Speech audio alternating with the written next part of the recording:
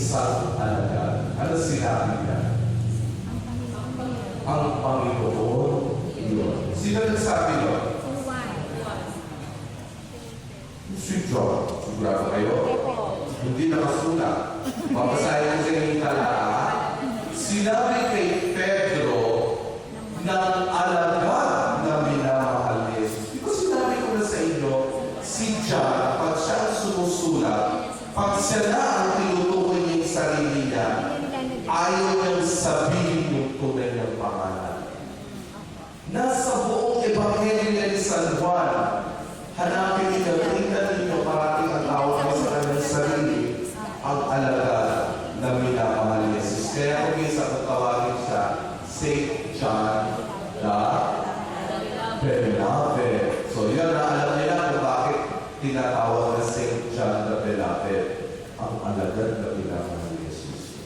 Sa wikang Latin, yung katagang, ang Panginoon yun, Dominus Est.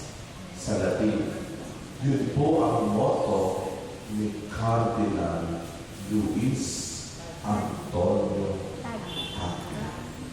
Binili niya, yan, yung talatang yan. Ano di ba paano ibig sabihin? Ang Panginoon yun! Yung magkamalayan na, kasama pala natin siya. Siya pala yung natin. Kung hindi niya sinabi, wala tayong kulit isda. Lungkot na lungkot tayo magdama. Dumating lang siya, nagbago na. Yun ang gusto, yung message ni Cardinal Tagle, na sana lahat tayo ma-experience yung kanya sisa. Yung pamasa niyo, si Lord, eto na siya. Yung tayo na isa. Ngayon, kita niyo yung, eto, nagpapayado sa papaliwanag ko sa inyo yung mga details dito na very striking. Bakit kailangan isulat ito? Si Simon Pedro ay nakahubad at kailangan magsuot ng kayo. May mga detalye dito na nakakatuwa. Hindi sila daan ng kalayuan sa Pampang, 7 metro lamang. So kaya tinakoy yung mga sukat na yun. No?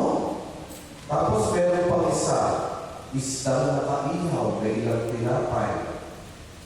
Hinila sa Pampang ang lambat na puno ng malalaking isda, 153. Ano yung number na 153? Ano ibig sabihin ng 153? Father, ano nga ibig sabihin? Hindi ko alam. Siguro, kung meron tayong aklat na makapal na i-explain yung mga talata ng Biblia. Ano tawag doon sa book na yun? Sila nakakala? Ha? May explanation dyan? Tingnan niya.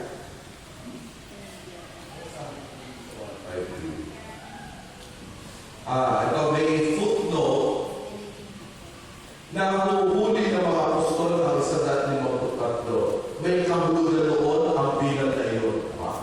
Oo nga, anong version ko? Biblia na sa mayang Pilipino. Bakit siya magalit ito kasi may explanation? Ang kahulugan ng bilang na iyon, nilarawan ito ang kasaganaan at kalakaan. Gayun din ang gawa ng banal na iglesia.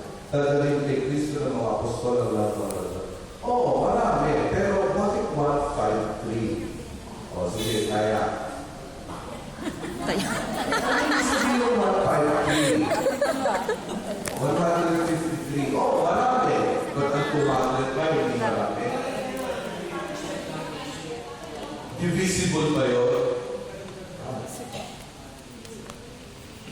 153 symbolizes totality. Ito. Maganda itong Bible tayo ito. Meron siyang tinupok na kay Saint Jerome. Kilala niyo ba si San Jeronimo? Kilala niyo ba si Saint Jerome? Si Saint Jerome, ang isa oras, sinaunang scholar.